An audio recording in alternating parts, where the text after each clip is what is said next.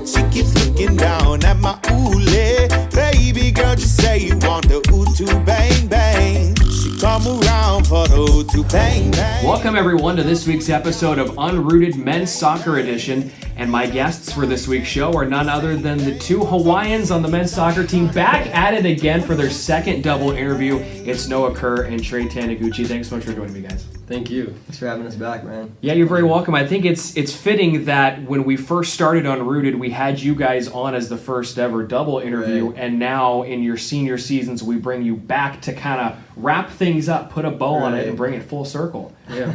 Is this kind of surreal for you guys that you're in your senior season after playing 4 years together? Yeah, I would say so. It's crazy, honestly.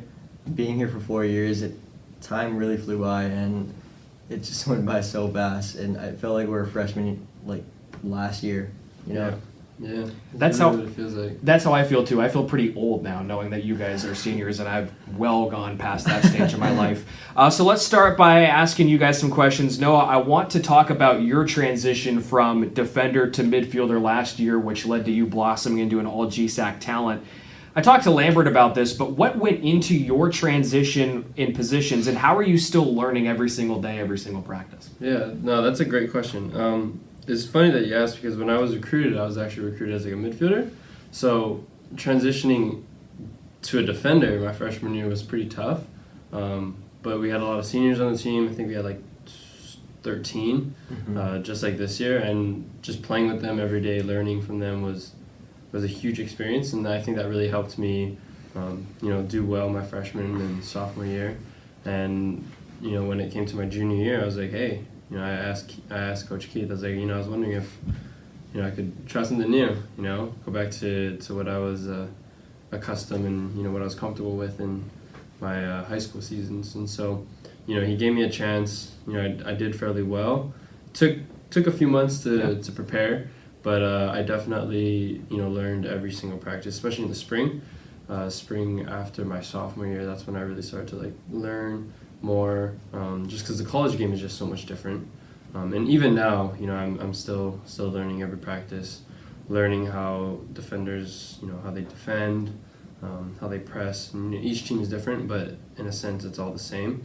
And I would say for last year, defending, being a defender for 2 years, definitely helped me out, knowing what that defender is going to do, because I was in their shoes. So I think that definitely helped. In a way, kind of like unlocking the talents of Noah Kerr after 2 seasons. Not saying that they were bottled up per se, but now you've gotten to maximize your full potential as a soccer player here, and really what your skill set is best, and it's shown the last year plus now. Yeah, thank you. Yeah, no, it definitely does help. I guess just knowing what other defenders are going to do when you're in their shoes for 2 years. So you definitely know what their weaknesses are and what they're good at. And Trey, what's it been like watching him all of a sudden become an all-GSAC player? Amazing. It's like, I seen him freshman year, I knew he got recruited as a midfielder, and then coach put him on defense, and I was like, that's kind of strange. I mean, but he made it work, and he worked hard all these 4 years, he grinded, and now he's where he's at, and I'm super proud of him. Yeah, of course. Look at this. It's like it's brotherly love over here on Unrooted. Now, Trey, one of the biggest assets to the Oaks is the strong play of the midfielders. You're also a midfielder. How much do you guys try to feed off of each other during practices and continually learn every single day to push one another? I 100% agree, Brian. I think that this year we have a really strong midfield group. And I feel like we have a really just diverse group of guys in terms of age, height difference, ethnic background, experience level, and most importantly, our playing styles. And I feel like it's super important that we know how we all differ from each other, but realize in the end that we all have a role to play on this team. And I see it every day in practice, whether it be Mike and Angelo battling for a 50-50 ball, David Kinnear and Kale seeing who's going to win the header, Giovanni connecting passes in the middle, and even our newcomers, Mason and Iago. I see them out there putting in the work and really showing us that they deserve to have a spot on this team. And not only that, but our 3 captains. Well, actually, one more thing. I can't really stress enough how accurate it is that we practice how we play. And I feel like that if everybody comes into practice with that mentality, ready to like ball out on the field, then there's just no doubt that we're gonna make each other better. And what I was gonna say before is that our 3 captains are actually our 3 starting midfielders, and I really believe that those guys have the knowledge and experience to lead this team to a successful season and keep the team together in general. Now, I like, Trey, that you bring up the whole diverse background of the Oaks because Menlo's rolling off to a 3-0 start. But as I talked with Coach Lambert last week, you guys come from all over the world. It's one of the most diverse rosters the Oaks have ever had. How have you all been able to learn to play together so quickly and so successfully in just 3 matches? Well, Ryan, I think that I don't know if I said this last time I was on the show. I can't really recall, but I think that our team has this really great chemistry and we have this great team culture, and it really helps us against opponents. And yeah. Yeah, and to add to that, most of our, I want to say like starting 11s, you know, and the players who come in off the bench have been here since January. They were mid-year transfers, and so that definitely helped get that bond and, you know, just to get the way they play, especially in the spring season where we learned a lot about, you know, not just about each other but about ourselves and the way we play. And so I think that definitely helped. And I think Keith talked about our preseason, you know, although short, we spent almost 2 weeks together upstairs in Krat, so that's definitely a great bonding experience. Just to add on to that, like in preseason we set a bunch of standards for the team, and we all made sure that we knew what we had to do to meet these standards and stay above that line. And like it really comes down to taking each game one at a time, not really thinking about the next until we do what we have to do, and we learn from each other's mistakes, especially our own mistakes, and that really pushes us to make each other better and help us out. And so far, that's been on full display this year for the Oaks. Saturday, you took down CSUMB with a final of 2-1.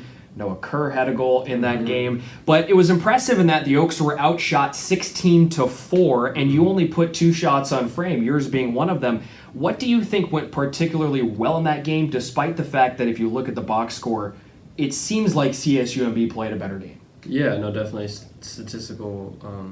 When you look at the stats, definitely it seems like they really outplayed us, and they really did outshoot us. However, I want to say that I think we executed really well when it came to our chances. You know, like I said, 4 shots, and then 50% were on target, and then those 2 that were on target ended up being goals. So I think the execution there was really, really well. I think Andres had a superb game. He did. For sure. Yeah. He had a great game. I think Monterey was a really great team to play, and they were really feisty and they fought hard, and I know that we learned a lot from that game.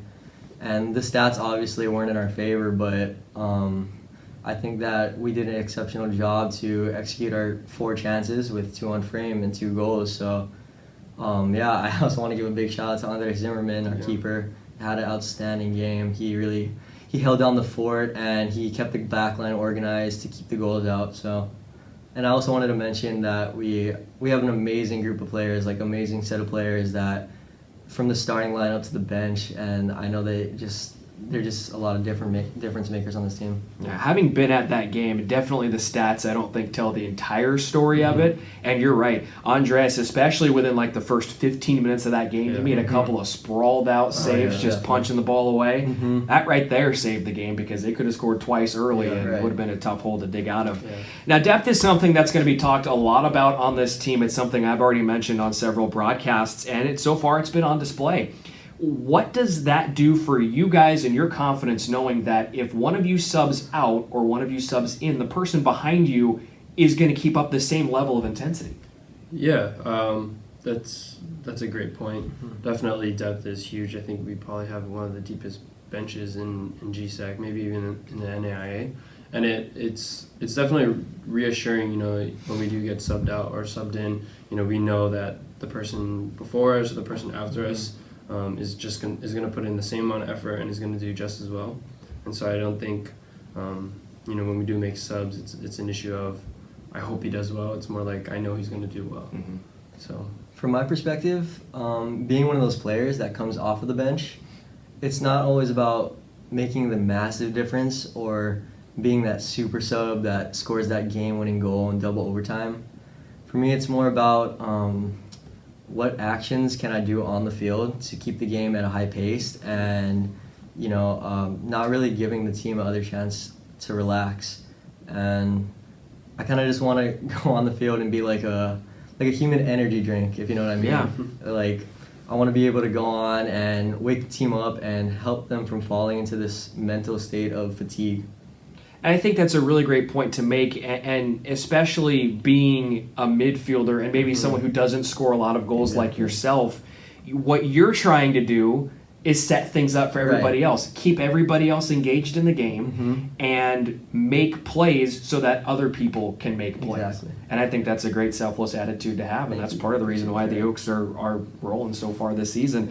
Now, it's funny, we're filming this interview on a game day, on the Wednesday game day. You can tell they're in their game day attire. Yep. But after that, the Oaks have a little bit of a break coming up. No games for 10 days until the following week. After a quick start to the year, is that break going to be beneficial? I know it's kind of tough to analyze because you have a game to prepare for later today, but nonetheless. No, yeah, I definitely think so. We definitely want to be well rested for October and November. Those are the games that really, really matter and really Especially count. November. Especially November. Especially November. And I'm not too sure if you guys heard of the term you want to be a November team. Just because at that point those games are crucial. I mean, if you take a loss in November, it could be pretty much the season ending, and we definitely don't want that. However, I don't want to have that mentality right now where it's like, oh, these games don't really count or don't really matter, because they do. They definitely do. But that 10-day rest, I think, is definitely going to help us out. Get the rest. Reduce stress from school and soccer build up. And I think it's going to be huge for us this season. I look at it as a rest, but I also think it's more of like a mental and physical recovery, because we really work hard through preseason and the beginning of the season, and it can take a toll on our mental state and especially our physical bodies. So just knowing what we have to do to keep our body sharp and our mind sharp, just to be prepared for the next game to come. Absolutely. So, all right, let's get in the final segment of the show, guys. Some brownie bites for your senior season. Okay. And I don't care who answers them. You can both answer them. It doesn't matter to me. Question number 1, which teammate would break a surfboard first on their trip to Hawaii? You can go first. We both have separate answers. Yeah, I think so. So I would say Esteban. Okay. The reason being is because that kid is a clown. He always likes to goof around, and he always tries to flex on on whatever he's doing. And if he were to go surfboarding, I feel like he would just, I don't know, he'd try to do something. Be a little bit of a weird flex on that surfboard. He'd try to pull something and then end up breaking it. For me, I would have to say my boy Noah Aini. I mean, we've been to Hawaii together. We didn't go surfing or anything, but I'm just thinking back to this one time. It was sophomore year or freshman maybe. It was a nice day out, and me, Kerr, Aini, some other guys, we decided that we want to go out, but we didn't have a car. So nobody had a car at that time. So we decided to go take a couple boards out and some bikes and ride up to Stanford, enjoy the scenery. So I let Aini borrow my longboard, and if you see me around, you know what my longboard looks like. I always ride it around campus. And I remember this pretty specifically. We're at that gas station right by Safeway, right across the Safeway. Yeah. And we're going up the sidewalk, and I remember I was riding behind Aini. He's going kind of slow, because I mean it was kind of a first time thing for him, I guess, and he didn't see this bump in the sidewalk, and as soon as he hit that bump, he just got some speed wobbles. He jumped off the board, and my longboard took a nice left onto El Camino Real. Oh no! And then luckily it didn't get snapped in half, but it did stop traffic, and he did have to run out into the middle of the road to go grab it. So I'm just thinking, if this guy can almost break my longboard, he can break a surfboard for sure. Do you think?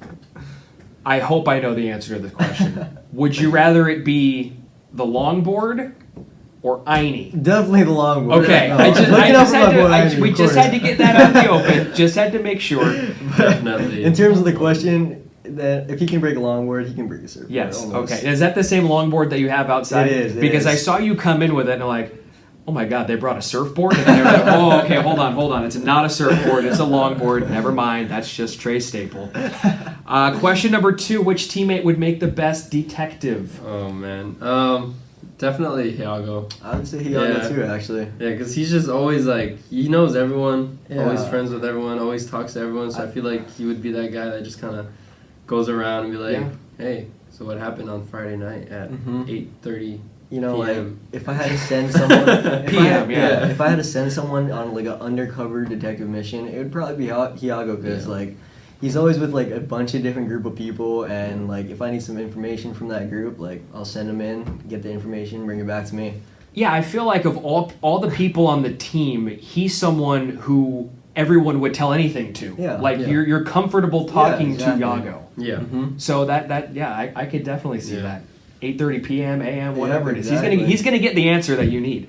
And then question number 3: if you could take any teammate on a backpacking trip, who would you choose and why? You want to go first? This is a tough one. You can go first.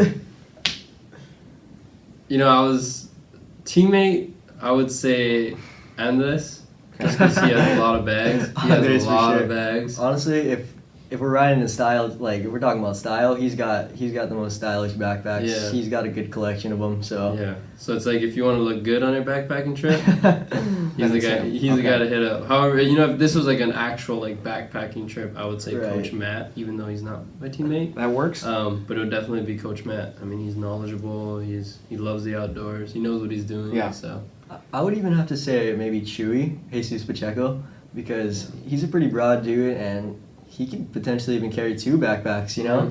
The more supplies, the better. gonna say, He yeah, can even carry my backpack. I was gonna say, so he can bring 2 backpacks for his own, or he Yeah. can just take your backpack, and then Exactly. you don't have to worry about it. Right. So yeah. I Less think work for me. that's a win-win for everybody Exactly. involved, and he gets a workout in too at the same time. So I like that. Well, guys, it's been a pleasure. Thank you so much for joining me on the show again. No problem. And Thank good you for luck. having us. Good luck today and the rest of the season. Noah Kerr and Trey Taniguchi, ladies and gentlemen, they are in action today at Wonderlic Field, but you don't know that because this interview is airing on Friday, so they won't be in action for a while. Their next contest is coming on the 14th. They will be at home again last week of September as they welcome in Holy Names on the 26th of September. We invite you to tune in to the next episode of Unrooted Men's Soccer Edition when somehow these guys are going to choose somebody to interview on the next episode by me, Brian Brownfield. who's it gonna be? They have a lot of tough decisions. They also have a pretty big roster to choose from as well. So until then, we'll see you next time. Take care, everyone. But she keeps looking down at my ooh baby girl, just say you want the ooh to bang bang. She come around for the ooh to bang bang. 'Cause I